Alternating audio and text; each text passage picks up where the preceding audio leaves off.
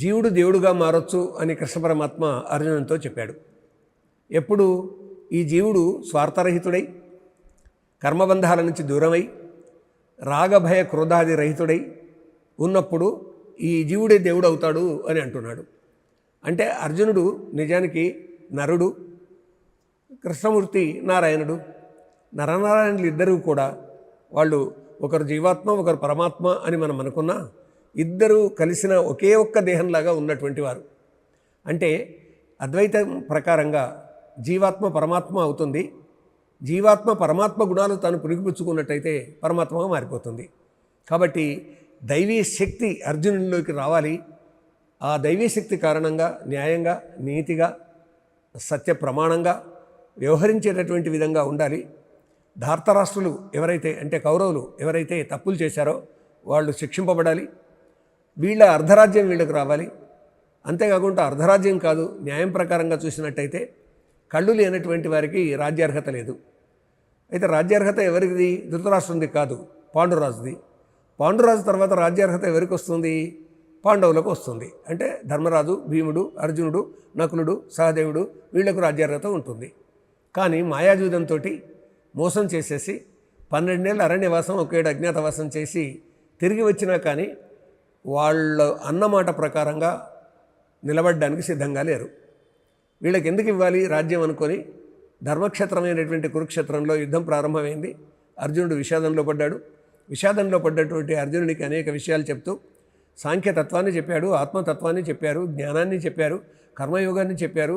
ఆ కర్మయోగం తర్వాత జ్ఞానయోగాన్ని చెబుతూ నీ ధర్మకర్మ నీవు నిర్వహించాలి, జ్ఞానంతో నిర్వహించాలని చెప్తూ జీవాత్మ పరమాత్మగా మారుతుంది ఎప్పుడు అంటే జీవునిలో ఈ పరమాత్మ గుణాలు ఉన్నప్పుడు అని చెబుతూ, అయితే ఈ మానవ ప్రపంచంలోకి వచ్చినటువంటి వాళ్ళందరికీ కూడా వాళ్ళు చేసేటటువంటి కర్మలకు తగిన ఫలితం లభిస్తుంది అంటారండి కృష్ణ పరమాత్మ.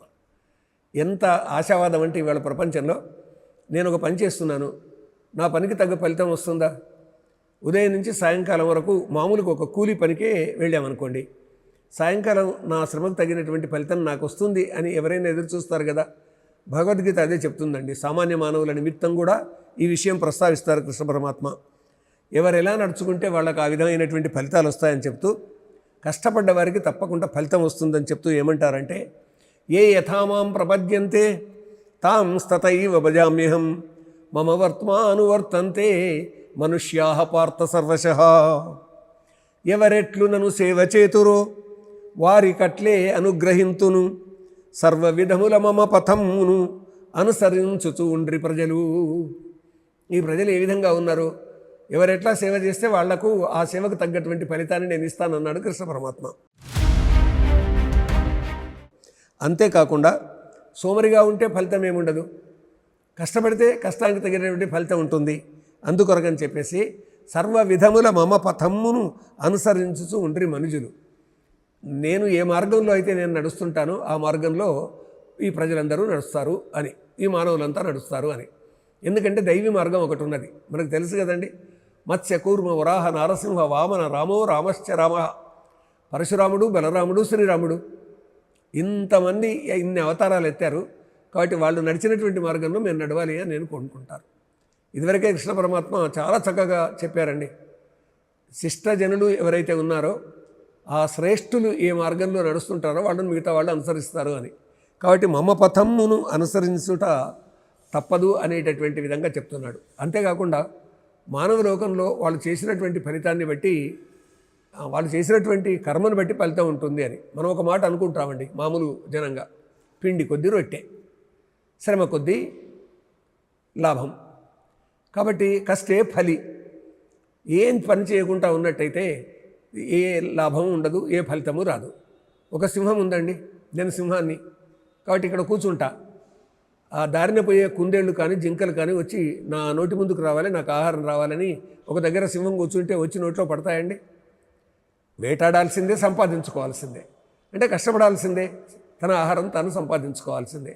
అదే కృష్ణ పరమాత్మ చెప్తున్నాడు, కాంక్షంతః కర్మణాం సిద్ధిం యజంత హ్య దేవతాః క్షిప్రం హి మానుష్యలోకే సిద్ధిర్భవతి కర్మజా. కర్మ ఫలితము కోరి మనుజులు పూజ చేసిరి దేవతలనిట, ఏలయనగా కర్మ ఫలితము కలుగు వెంటనే మనుజ జగతిన్. ఈ లోకంలో ఎవరెవరు ఏ ఏ పని అయితే చేస్తారో రకరకాల దేవతలను కోరి మాకు ఈ ఫలితం కావాలని కోరుకుంటారు.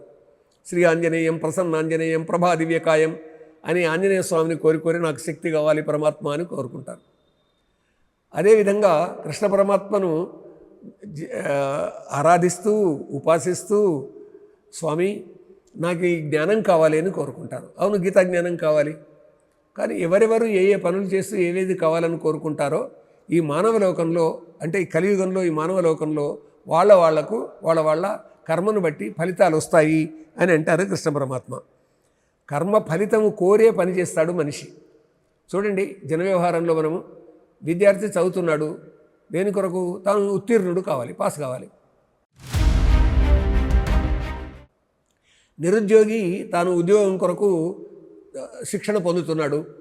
ఈ శిక్షణ ఎందుకు పొందాలి? అధ్యాపక శిక్షణ ఎందుకు పొందాలి? కండక్టర్ శిక్షణ ఎందుకు పొందాలి? డ్రైవర్ శిక్షణ ఎందుకు పొందాలి? అంటే ఆ ఉద్యోగాల కొరకని. అంటే వాళ్ళు పొందేటటువంటి శిక్షణ బట్టి, చేసేటటువంటి కర్మను బట్టి వాళ్ళకు ఫలితాలు తప్పకుండా ఉంటాయి మానవ జగత్తులో అని చెప్తున్నారు కృష్ణ పరమాత్మ. అయితే నీవు అందులో నైపుణ్యాన్ని సంపాదించినట్టయితే నీకు ఈ ఫలితం వస్తుంది అనేటటువంటిది ఆధునిక కాలంలో మనం చెప్పుకుంటూ ఉంటాం. కానీ మానవ జగత్తులో తప్పకుండా ఫలితాలు వస్తాయి. కానీ ఫలితం నాకే రావాలని కోరుకోకూడదు. దానివల్ల స్వార్థం పెరిగిపోతుంది. అవతలి వాడికి వచ్చేటటువంటి ఫలితాన్ని ఆపేయాలనేటటువంటి స్వార్థంతో అవతలి వాడికి ఆటంకాలు కలిగించే విధంగా మనిషి ప్రవర్తిస్తాడండి. ఇది చాలా తప్పు. ధర్మంగా వ్యవహరించడం కాదు. అందుకొరకని చెప్పేసి మనుష్యులు న్యాయంగానే కోరుకోవాలి. తమ కర్మకు తగినటువంటి ఫలితం రావాలని కోరుకోవాలి. శ్రమకు తగిన ఫలితం రావాలని కోరుకోవాలి.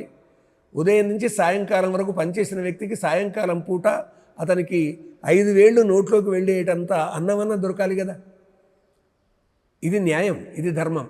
కాబట్టి మానవులకు కర్మ ఫలితం తప్పకుండా కలుగుతుంది. ఒక విద్యార్థి కానీ, ఒక రైతు కానీ, ఒక వ్యాపారి కానీ, ఒక ఉద్యోగి కానీ. ఒకసారి ఆలోచించండి, భారతదేశ స్వాతంత్ర్య ఉద్యమం సందర్భంగా ఏం జరిగింది? జాతీయ నాయకులందరూ కూడా దేశానికి స్వాతంత్ర్యం కావాలని కోరుకున్నారు కదా. వాళ్ళు కోరుకున్నారు కాబట్టి వాళ్ళ పనికి తగ్గట్టుగా ఫలితం వచ్చేసింది. ఓ భగత్ సింగ్, ఓ రాజ్గురు, ఓ సుఖదేవ్, ఓ చంద్రశేఖర్ ఆజాద్, ఓ నేతాజీ సుభాష్ చంద్రబోస్ వాళ్ళందరూ కోరుకున్నారు. కాబట్టి వాళ్ళు చేసిన కర్మకు తగిన ఫలితం లభించింది అనేది గ్రహించాలి. అందుకే ఇక్కడ అర్జునుని నిరాశపడకుండా నీవు యుద్ధం చేస్తే యుద్ధ ఫలితం వస్తుంది, కానీ యుద్ధ ఫలితం నీ ఒక్కంది కాదు అందరిది అనేటటువంటి భావనతో చేయమన్నాడు. నిష్కామంతో చేయమన్నాడు. అంటే తన ఒక్కనికే అంతా కావాలనే కోరిక కాదు అని. కాబట్టి ఆ విధంగా మానవుల కర్మ ఫలితం తప్పకుండా కలుగుతుందని. అయితే సత్కర్మ చేయాలి, చిత్తశుద్ధి ఉండాలి, దానివల్ల జ్ఞానప్రాప్తి కలుగుతుంది. ఆ జ్ఞానప్రాప్తే ముక్తిగా భావించండి అని ఈ విధమైనటువంటి సందేశాన్ని ఇస్తున్నాడు కృష్ణ పరమాత్మ. ఇది స్వీకరిద్దామండి.